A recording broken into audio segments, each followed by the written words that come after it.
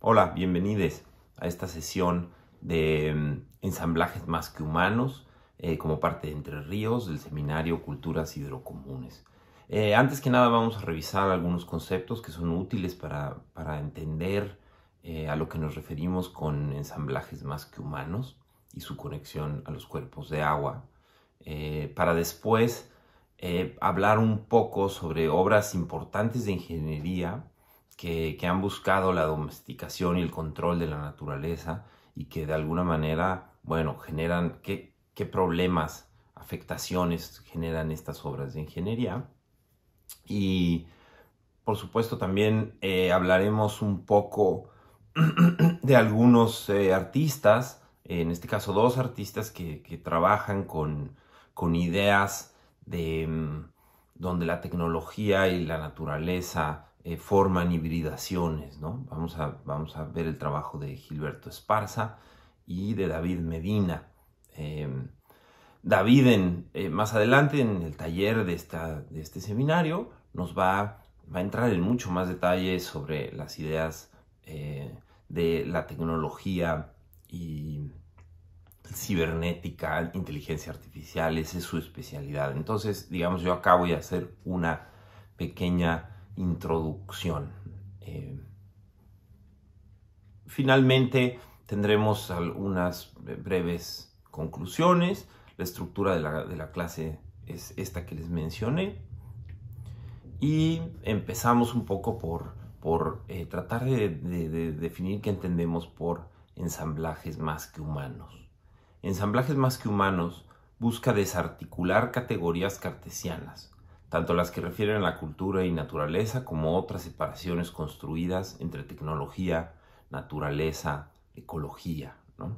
Este movimiento, el pensamiento occidental ha tendido a separar naturaleza y cultura y relegar hacia el fondo, digamos, ¿no? Background en inglés, a la naturaleza, ¿no? Y de alguna manera convirtiéndola con este movimiento en un paisaje, ¿no? Nosotros en medio, la naturaleza alrededor, o nosotros enfrente y la naturaleza atrás, ¿no?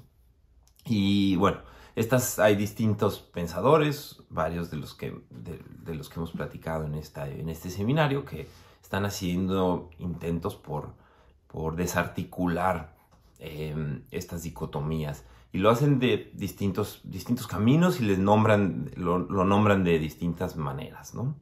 Entonces vamos a pasar a estos conceptos relevantes. Otra vez voy a hacer uso de la inteligencia artificial para generar las imágenes que ilustran esta presentación. Les voy a hablar un poco de Donna Haraway y del manifiesto Cyborg, que es un libro que escribió en el 2000, me parece, y presenta una metáfora y también quizá una ontología para desarticular o para más bien articular una hibridación de animal y máquina, tecnología y humano, ¿no? Y esta hibridación toma muchas formas, desde cosas muy literales como prótesis, robots y otras formas de uso de tecnología, lentes, ¿no? Otras formas de hibridación, hasta cosas ya más profundas, ¿no? Que ayudan a disolver esta dicotomía de la naturaleza y cultura, ¿no?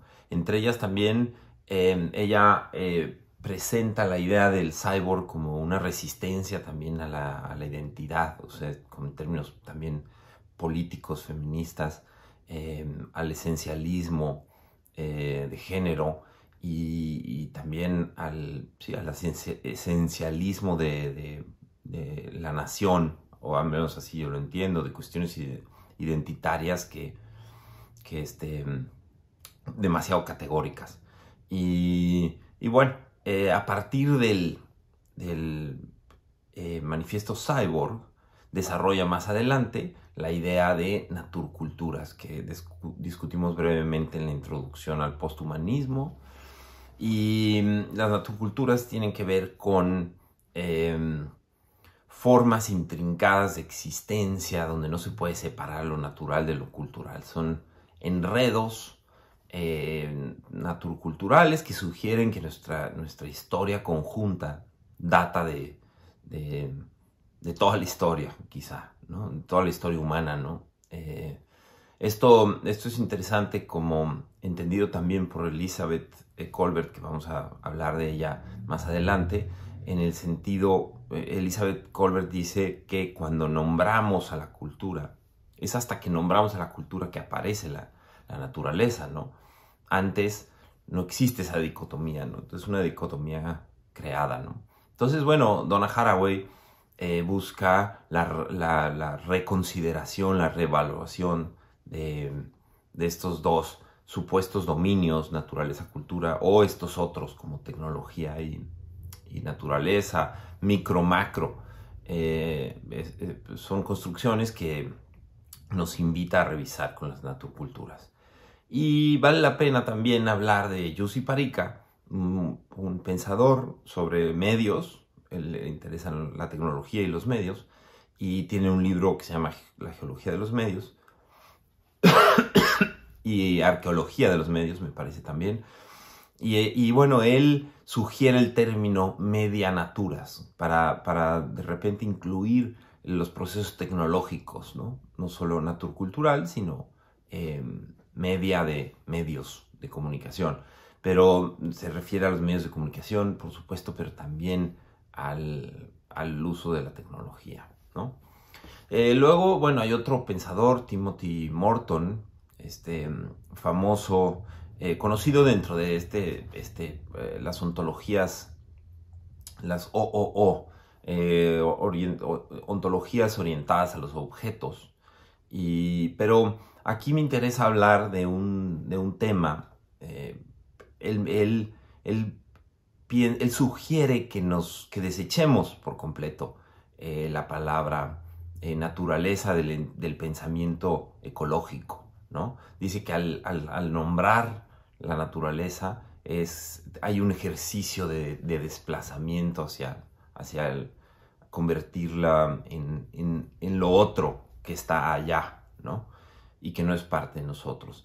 Yo no estoy seguro de desechar, de querer desechar tan rápido la palabra. Creo que es útil, pero reentendida, ¿no? Reorientada. En fin, esta es la propuesta de Timothy Morton. Tim Ingold es un pensador, antropólogo, interesado en la fenomenología y entender los vínculos y las relaciones materiales a través de la experiencia del mundo, ¿no? A través del sonido, de la luz, de nuestras experiencias fenomenológicas. Pero respecto a estas hibridaciones, este trabajo conjunto, o este entendimiento conjunto naturaleza-cultura, él habla de correspondencias, que también es otro término interesante, que lo compara con una cuerda que está en trenzas, ¿no? Enredada. Y esto lo traigo también a colación con respecto al taller de Alejandra Ortiz de Ceballos, que hizo este taller de tejido con fibras naturales extraídas cosechadas de cuerpos de agua, ¿no? Y entonces, bueno, este entramado, este tejido es otra manera de construir fuerza a través de cosas que pueden o no ser dispares, ¿no? Pero que pueden trabajar hacia un objetivo, ¿no?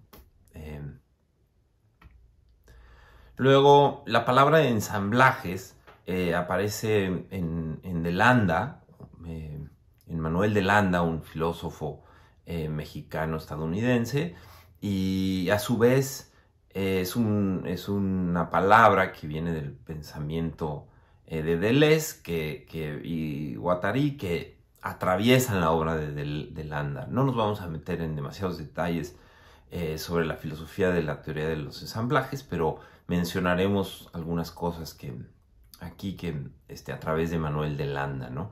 Manuel de Landa habla de estos sistemas heterogéneos y dinámicos, ¿no? Donde donde hay distintos organismos interactuando, donde hay materia de muchos tipos, ¿no? Por supuesto, un ecosistema es un ensamblaje, pero también, sí, un río.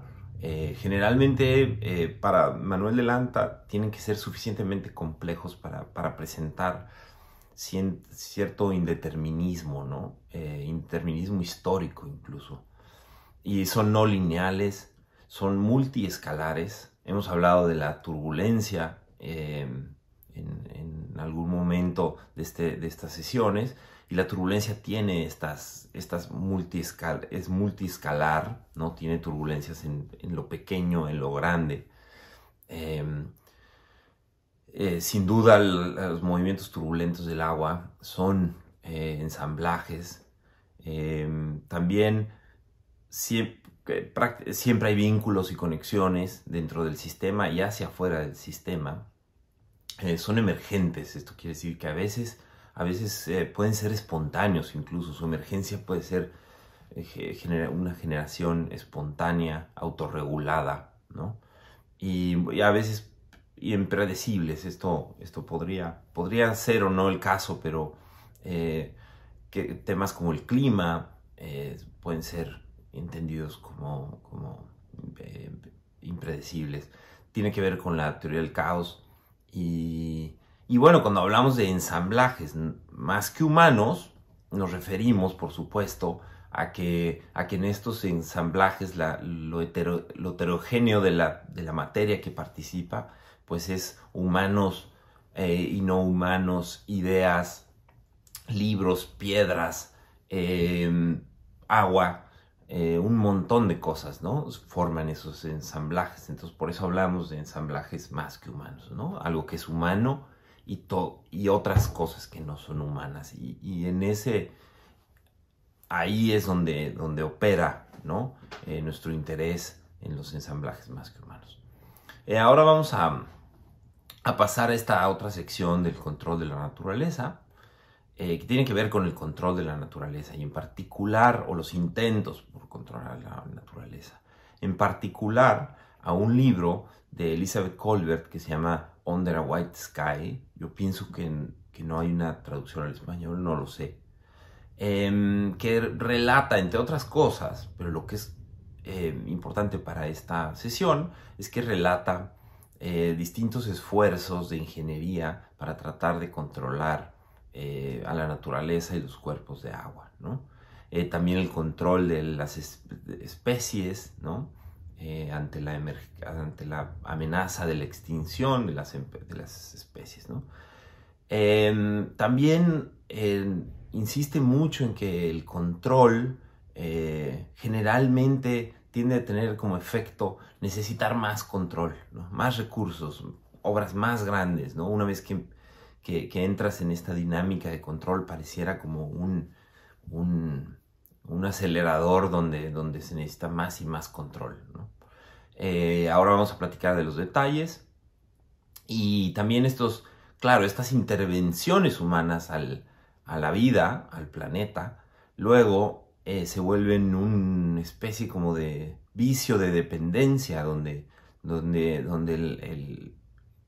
el cuerpo de agua necesita ya de esta domesticación, o sea, ya se vuelven estas hibridaciones complejas donde en efecto no es fácil romperlas, y no es fácil decir, ok, bueno, vamos a regresar al punto anterior, porque ese punto anterior ya no existe, ¿no? Entonces hay que asumir esta indeterminación y tratar de encontrar respuestas que sugieran otros caminos que no sean los del control absoluto, ¿no? Sino del diálogo y de habilitar una respuesta, ¿no? También nos explica cómo los sistemas naturales se desbordan y eso, bueno, es algo que hay que considerar, ¿no?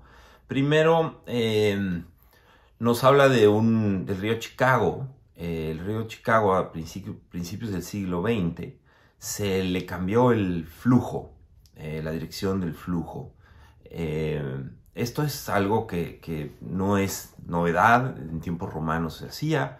Es una obra Yo no sé qué tan común sea, pero digamos, sin duda no es el único caso el del río Chicago, y se le quiso cambiar el curso en su dirección opuesta porque había muchos problemas de salud en Chicago por el río. Llegaba, traía todas las aguas contaminadas a la desembocadura en el lago Michigan. Y ellos, pues bueno, se les ocurrió que si le cambiaban el sentido al agua, el agua iba a moverse del lago Michigan hacia el río Mississippi y eventualmente al Golfo de México. Así se hizo una obra de ingeniería de gran magnitud para el momento. Aquí vemos el mapa. No sé con qué tanto detalle se pueda ver, pero en efecto ahí está del lado derecho el lago Michigan y en el primer diagrama el río Chicago viene bajando, ¿no? Y sale el lago Michigan y luego se excavó este Chicago Sanitary and Ship Canal, un canal sanitario y de barcos para que continuara de alguna manera ese flujo de agua hacia el río Mississippi, ¿no? Y hay una pequeña entrada en el río Lake Michigan, ¿no? Ahora, tiempo después, les voy a hablar de otro enredo, ¿no? Respecto al lago Chicago. Es importante entender o preguntarse tanto por los efectos de cambiar el cauce de un río como el de no hacerlo, ¿no? Habrá que revisar los detalles, la razón por la cual esta obra de ingeniería se realizó tiene que ver también con el bienestar de la vida humana y de otras especies, ¿no? Entonces tenemos que ser cuidadosos también a entender que cuando reconocemos que estamos intrincados en naturculturas, pues tenemos que encontrar estas formas de responder a lo no humano y proteger algunas cosas de lo humano, ¿no? Bueno, entonces es un antecedente. Algunas otras obras de las cuales voy a hablar de ingeniería más adelante.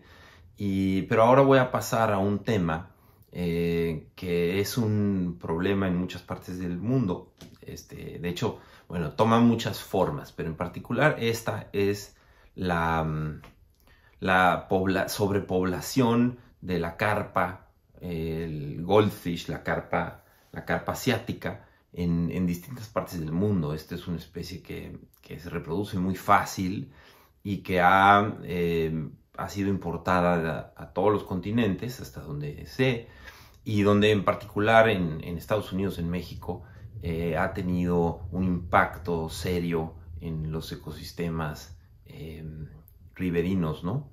En el caso del Mississippi, por supuesto, hay un problema de sobrepoblación de carpas. La carpa es una especie que tiende a ser invasiva con otros organismos, entonces, bueno, disminuye la población de otras especies, la heterogeneidad, ¿no? De la que hablábamos de un sistema complejo se reduce también, ¿no? Cuando hay una especie dominante.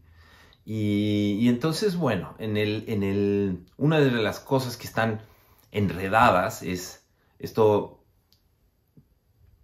La carpa llegó al río Mississippi y entonces, bueno, con este cambio de sentido del río, la gente, el Estado, con este cambio en la dirección del río, el Estado quiere evitar que los peces, la carpa, lleguen al lago Michigan. Y entonces, después de muchas consideraciones, se les ocurrió, crearon este sistema para electrificar a los peces, ¿no? Sin embargo, se han encontrado, esto también ya vino tarde, se han encontrado ya carpas dentro del lago Michigan.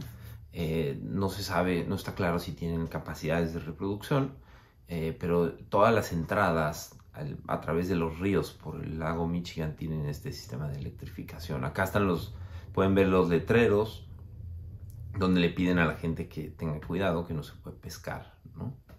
Aquí estamos viendo una pequeña ilustración de esto. Entonces, del lado izquierdo es hacia el Mississippi River y del lado derecho hacia el lago Michigan. Entonces, aquí lo que quieren detener es que los peces que vienen desde el río Mississippi no lleguen al lago Michigan, ¿no? Bueno, ese es un caso de le cambias el sentido al río y luego te surge otra problemática, y entonces esa problemática necesita de un sistema de electrificación y bueno, y esto surgen otros problemas, ¿no? La navegación, el flujo de las personas ahí. Entonces es como ir tapando, tener una pared llena de agujeros como de caricatura, y uno va tapando y va saliendo otro hoyo por otro sitio, ¿no? Y eso parece, ¿no? Parece que ese es el camino, ha sido el camino de... Yo digo, no sé cuáles son las soluciones, este es un problema complejo, ¿no? Difícil. Ahora voy a hablar un poco del río Mississippi, pero mucho más abajo, más cerca del Golfo y en la zona de Luisiana, ¿no? El río Mississippi es un río muy grande, navegable, que se puede transitar hacia adentro de Estados Unidos, que genera mucha industria y tiene ingresos considerables, ¿no? para el sector privado y el público. Y las obras de ingeniería del Mississippi son muy complejas, sobre todo en la parte de Luisiana, donde muchas de las poblaciones están bajo el nivel del mar, bajo el nivel del río, y a lo largo de los años se han construido estos muros, levees en inglés, estos levees que son en esencia ir construyendo un montículo para detener el río, ¿no? Entonces, en muchas partes de Nueva Orleans y Luisiana uno ve el río arriba, ¿no? Entonces subes un pequeño cerrito y ahí ves el río, ¿no? Y bueno, estas obras han sido kilómetros y kilómetros, ¿no? Son necesarias o si así se han argumentado, para evitar las inundaciones de las poblaciones, ¿no? Hay también mucha discusión por ejemplo, en la fundación de Nueva Orleans, ¿no? Si era una zona, no parecía una buena idea hacer la fundación de una ciudad en ese sitio, aún así se hizo, y bueno, una vez más hay que poner en acción una serie de medidas, ¿no? Por supuesto que hay que proteger a la ciudad, pero se tienen que encontrar distintas soluciones. En estas han sido de ingeniería, ¿no? Este caso del que voy a hablar es sumamente emblemático y consiste en que hace unos años el río Mississippi cambió un poco el curso de su cauce, ¿no? Para unirse al río Atchafalaya, ¿no? En Luisiana, porque de alguna manera ese río le representaba una salida más rápida al mar, ¿no? Los ríos tienen esta voluntad, si se quiere, de liberar su energía, ¿no? Digamos, lo más rápido posible, dadas las condiciones geográficas. Y entonces en algunos momentos los ríos en inundaciones o en otro tipo de eventos se brincan en meandros, por ejemplo, o se van, o las empieza por la erosión, se empiezan a ser jalados hacia otros tributarios, otros ríos. Y esto pasó con el Mississippi, no en su totalidad, pero empezó a suceder que mucha del agua del Mississippi se estaba yendo, tomando el camino corto al mar y brincándose, digamos. Esto hubiera tenido consecuencias de dejar a Nueva Orleans sin un río navegable, ¿no? Para la industria. Y esto, digamos, para el pensamiento, sí, para el capitalismo, para el desarrollo del sector privado, de los puertos y del comercio en Estados Unidos, no era una opción, ¿no? Entonces se les ocurrió que era mucho mejor, mucho más fácil insistir dejar al reencauzar al Mississippi dentro del cauce anterior a través de una obra gigantesca que pudiera detener esa cantidad de agua, ¿no? Entonces, bueno, esto se construyó, como ellos dicen, esta maravilla de la ingeniería, que lo que hace es que controla qué tanta agua pasa del Mississippi a Atchafalaya. Esta obra de ingeniería sigue ahí y sigue operante, y de hecho, bueno, deja el 70% del agua. El 70% del agua pasa por el río Mississippi en su cauce original, y el 30% se va al Atchafalaya, ¿no? Y bueno, es una maravilla, como ellos dicen, de la ingeniería. Ahí también la vemos abajo, esta estructura, estas puertas, ¿no? Luego, bueno, voy a hablar un poquito como de las presas, ¿no? Que es otra de las grandes problemáticas e intereses, no solo de Entre Ríos, sino, digamos, de la sustentabilidad en ecosistemas de ríos. Y bueno, estas son grandes presas. En China se han construido muchas presas de gran magnitud, con el argumento de que el río se inunda, que es cierto, y tiene afecta a las poblaciones aledañas, causando la muerte de la población. Entonces, digamos, es un problema grave, es un problema no menor, y una vez más la solución no es sencilla, ¿no? O cuál es el cálculo de cuál es la mejor solución. Las presas han detenido algunos de estas inundaciones del Yangtze, del río Yangtze, sobre todo, que tiende a desbordarse con cierta frecuencia. Y estas presas han detenido eso, pero han causado otros problemas de los cuales ahora les voy a mencionar. Pero aquí lo que quería ver es que por un momento viéramos también el lenguaje de poder y la estética de estas grandes construcciones, ¿no? Estas construcciones tienen que ser de estos tamaños, si se quiere como de alguna manera controlar el flujo de agua, y deben de poder aguantar mucha presión, pero esa misma dinámica genera toda una estética del humano como gran transformador, como aquel que puede contener las fuerzas de la naturaleza y controlarlas, ¿no? Entonces hay un lenguaje grandilocuente, sin duda, independientemente de si son necesarias o no, ¿no? No todas las presas son hidroeléctricas, no todas, pienso yo, que tengan afectaciones considerables a los ecosistemas. Algunos embalses son útiles, también los ríos deben de servir para la agricultura y las prácticas, las actividades humanas, ¿no? Entonces hay que ponderar quizá caso por caso.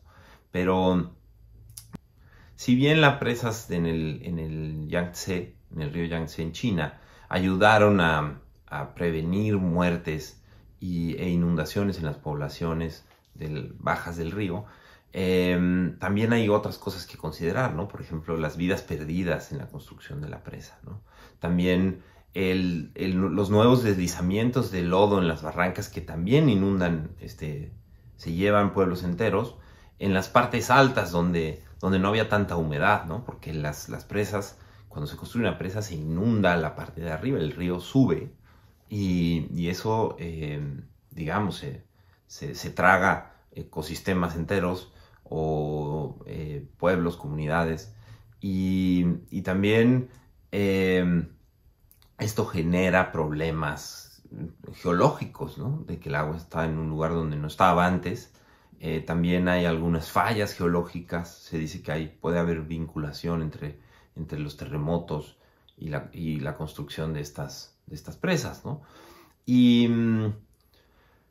por supuesto, digamos, esto parece un breviario cultural, pero no estoy seguro de que lo sea. Se dice, bueno, NASA comprobó que la construcción de estas presas alentaron un poco la velocidad de rotación de la Tierra, ¿no? Y bueno, esto es imperceptible para nosotros, pero si pensamos en un mundo, en un planeta que agencial,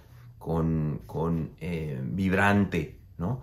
Y que reclama en forma de manifestaciones, fuerzas, como hablamos en sesiones anteriores, pues quizá no sea tan imperceptible, ¿no? Quizá no lo sentimos, pero no sabemos cuál vaya a ser el efecto de estas grandes construcciones, ¿no? Y me gustaría una vez más poder ser más propositivo en qué otras soluciones hay con respecto a estos problemas. Lo desconozco, pero bueno, creo que podemos pensarlo juntos, ¿no? Ok, ahora voy a hacer una pequeña transición de estas obras medianaturas o tecnológico-naturas hacia la inteligencia artificial, donde, bueno, ya David nos dará una clase sobre su trabajo y el entendimiento que tiene de la inteligencia artificial y su relevancia para los cuerpos de agua, ¿no? Pero por lo pronto, a modo de introducción, voy a tratar de hacer esta transición aprovechando el que estoy hablando de presas, ¿no? Entonces aquí les pongo un fragmento de una pregunta que le hice al ChatGPT, que es para los que no sepan, este generador de texto, es una especie, bueno, es un robot de inteligencia artificial, que uno le hace preguntas y basado en inteligencia artificial y en todo un archivo gigantesco de textos, nos da respuestas, ¿no? Es bastante impresionante, pero quisiera yo que notáramos algo respecto a notáramos juntos algo respecto a estos textos que les voy a leer, ¿no? Entonces yo le pedí al robot, al ChatGPT, que me describiera una presa, pero que lo hiciera en prosa, ¿no? En una prosa. Y entonces lo que hizo fue lo siguiente. En el corazón de un escenario natural majestuoso, donde los ríos rugen y las montañas se alzan imponentes, emerge una maravilla de la naturaleza en una corriente de energía que alimenta nuestras vidas modernas, la presa hidroeléctrica. La presa hidroeléctrica es más que un logro de ingeniería, es una sinfonía de colaboración entre la habilidad humana y la fuerza natural, un testimonio de nuestra capacidad para aprovechar los recursos de manera sostenible y para moldear la energía a nuestro favor sin perturbar el equilibrio de la naturaleza que la inspiró. En su silenciosa grandeza, la presa hidroeléctrica se erige como un monumento moderno a la capacidad humana de convertir la fuerza del río en el latido de nuestras ciudades y la luz en nuestras vidas.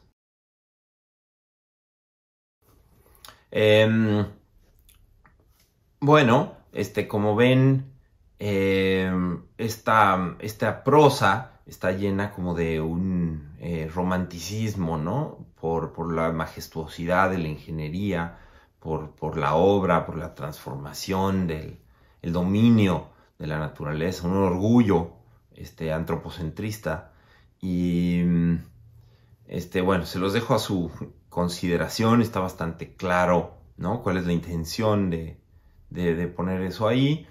Y yo, esto como me hace pensar en la asociación de la que habla Lisa Blackmore, bueno, el hidropoder, ¿no? Como en particular en función a la estética, ¿no? La estética de las presas como un símbolo de poder o de nación o de capacidad de transformación humana, ¿no? Entonces acá escojo una de las 3 presas en China y que tiene la bandera, ¿no? Incluso, aquí la pueden ver.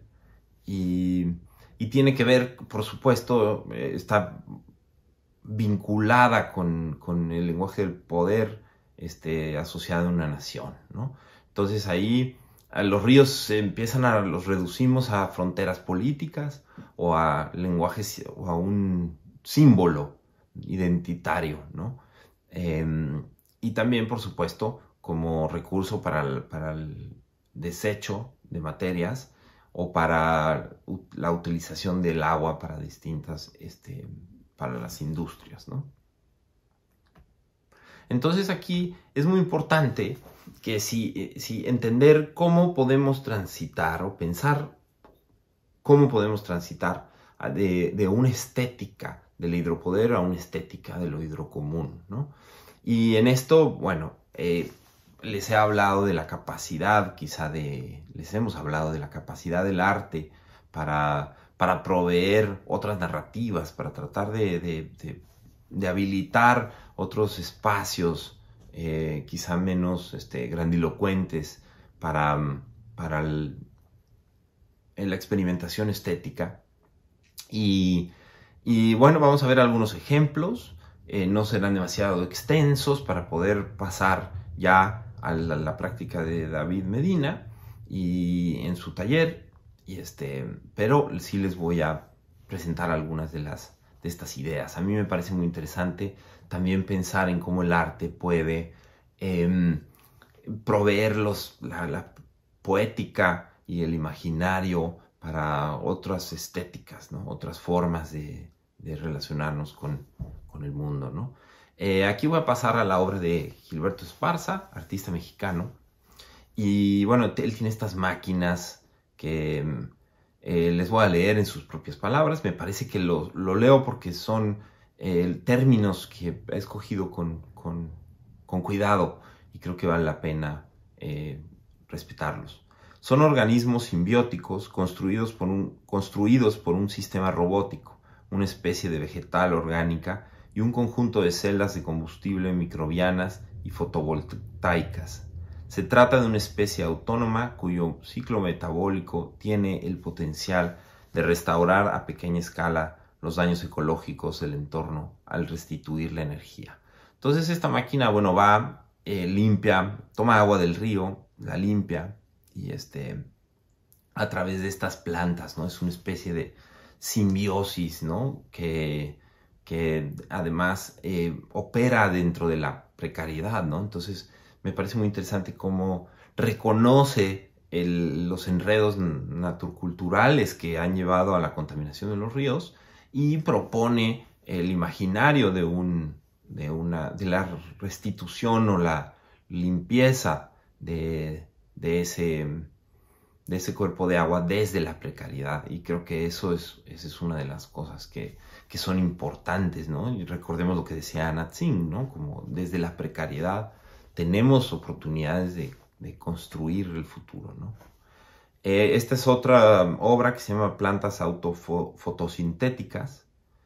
También estos proyectos son abiertos. Me parece que, bueno, el anterior de más años, de 2013 y 2014, es un sistema simbiótico que replantea el manejo de aguas residuales para rescatar su potencial como fuente de energía. Está construido por un conjunto de celdas microbianas donde se desarrollan colonias de bacterias cuyo metabolismo produce electricidad y mejora la calidad del agua, ¿no? Entonces, una vez más, es una sugerencia, por supuesto, esto no es práctico, ¿no? Que yo sepa, pero digamos, estamos hablando de abrir la posibilidad de un imaginario de cómo limpiar el agua y producir energía, ¿no? Que luego uno piensa, ¿no? A veces la ciencia necesita de esas imágenes, ¿no? Si quizá esto es posible, ¿no? Nada más estas imágenes no necesariamente están poblando al pensamiento científico, ¿no? Sino las de destrucción y guerra, ¿no? Por supuesto, estoy siendo injusto a generalizar, pero digamos, Creo que poblar con imaginarios, otros imaginarios, es útil, ¿no? Vamos a pasar a un trabajo de David Medina, que es un trabajo que fue parte de una comisión de Entre Ríos y está en la plataforma de entreríos.net, lo pueden ver ahí, y se llama Es torrente y un hilo. Y trabaja curiosamente con una versión anterior del ChatGPT y que David Medina programó para que generara este flujo textual, un río de textos que nos cuentan cosas, nos cuentan, son pasajes como viñetas, pequeñas viñetas de texto muy interesantes que generan un eterno fluir, como el scroll, ¿no? Cuando hacemos scroll down, entonces uno entra a esta página y puedes ir bajando y bajando y leyendo. Y este flujo único, además, ¿no? de textos autogenerados, autogestionados. Aquí regresamos otra vez a la idea de la teoría de los ensamblajes y de Landa, ¿no? Como la inteligencia artificial y en particular este proyecto como un espacio indeterminado, complejo, que tiene este avance, esta indeterminación histórica y futura, ¿no?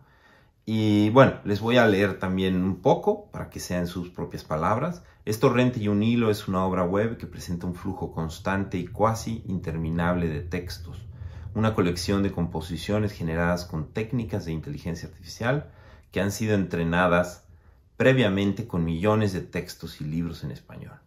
Cada texto es una composición autónoma e impredecible que empieza a partir de la misma frase del título y que se repite de forma obsesiva en cada capítulo. La obra se presenta también como un paisaje pervertido, un río de textos. Cada vista propone un nuevo libro que el lector va construyendo en la medida que se desplaza por esta página única e interminable en el gesto universal del scroll de las interfaces móviles contemporáneas. Entonces, bueno, aquí hay algunos textos de los que genera. Les voy a leer un par. Es torrente y un hilo de sangre. Me envolvió la garganta. Sentí un escalofrío mediante me acercaba a él con la mirada. Espérame a la orilla. No es necesario. Venimos hacia la costa, el lugar desde donde la espalda me ha herido. ¿Me llevas ahí? Sí, pero no sé si puedo. Estoy en mi celda. Estos textos, como les decía, fueron autogenerados, ¿no? Con uso de inteligencia artificial y cada vez se genera una secuencia nueva, ¿no? Es torrente y un hilo. Es torrente y un hilo de vapor como un río de lava y en el momento en el que el cielo empieza a secarse, siento frío de pies a cabeza. Estoy sentado en una especie de jaula metálica donde hay 6 cajas abiertas de par en par, una en total y otra con la parte superior de la jaula y que en todos los lugares hay más pequeñas. Bueno, pueden entrar a la página y leerlo. Es interesante también que el proyecto va cambiando el color del sitio conforme avanza la hora del día en tiempo de Bogotá. Entonces eso también es interesante, ¿no? Entonces, bueno, finalmente vamos a hacer una pequeña recapitulación y bueno, primero presentamos distintas visiones teóricas o ideas teóricas para reconciliar la idea de naturaleza y cultura, tecnología y humanos. Ahí exploramos la idea del cyborg de Donna Haraway, las naturculturas, las medianaturas de Jussi Parica, muy por supuesto, muy por afuerita, pero son conceptos útiles, ¿no? La idea de Timothy Morton de la naturaleza de imaginar una ecología donde no haya naturaleza, sino simplemente una ecología, algo ya dado, ¿no? Después revisamos un poquito ciertas obras de ingeniería que han generado grandes obras de ingeniería que tienen distintas afectaciones, de las cuales no se puede hacer un cálculo, ¿no? Porque son sistemas emergentes y complejos, y estos cálculos generalmente demandan más control de los humanos y más energía y más dinero, ¿no? Y parece como que hay una necedad, ¿no? Una necedad por continuar este camino de domesticación. Y pareciera como que cada obra que se hace demanda una siguiente para sostener ese andamiaje que se tambalea constantemente, ¿no? Y bueno, luego a partir de esas construcciones de ingeniería también brevemente identificamos una estética relacionada al hidropoder y a las grandes máquinas y las grandes construcciones y las grandes maravillas de la ingeniería, como describen muchos de los ingenieros, de algunos ingenieros.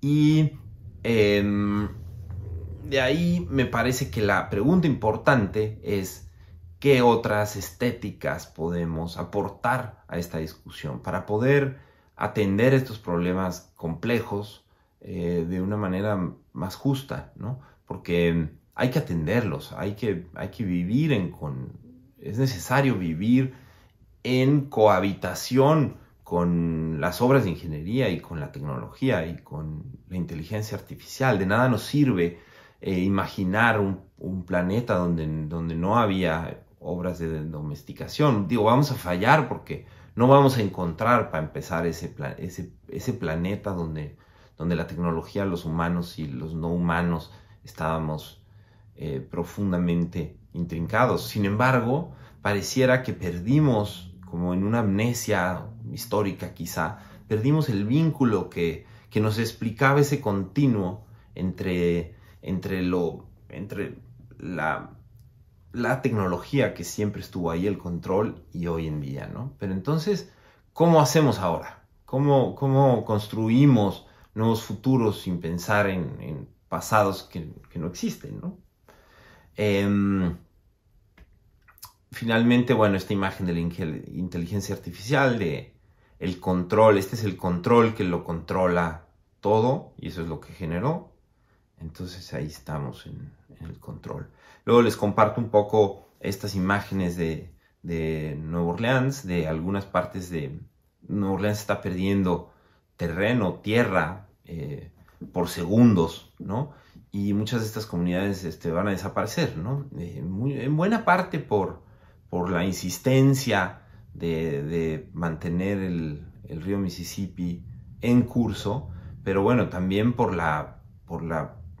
lo gigantesco del río, ¿no? La cantidad de sedimento que mueve, ¿no? Entonces, curiosamente, hay unas partes cerca del río que se están quedando sin tierra, y otras partes donde se está creando tierra, porque el sedimento llega ahí. Entonces está cambiante, es un territorio cambiante. Entonces aquí vemos cómo los habitantes ya suben las casas para permitir las inundaciones, ¿no? Como una forma de convivencia, ¿no? Desgraciadamente estas comunidades quedarán completamente inundadas, y mi entender, o es lo que explica Elizabeth Kolbert, no se está haciendo lo suficiente para atender estos problemas, ¿no? De estas poblaciones, ¿no? Aquí vemos otra vez más el levee que les hablé, el río Mississippi. En ese caso está detrás de esos árboles y la carretera está por debajo. Entonces solo falta una pequeña inundación para que como una tina todo Nueva Orleans se inunde, como cuando Katrina, ¿no?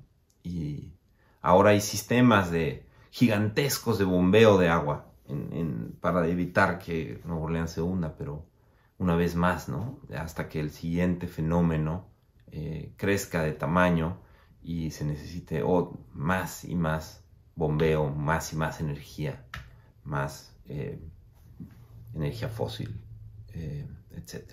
Bueno, espero que haya sido interesante. Y nos vemos en el taller con David la siguiente martes. Muchas gracias, un saludo.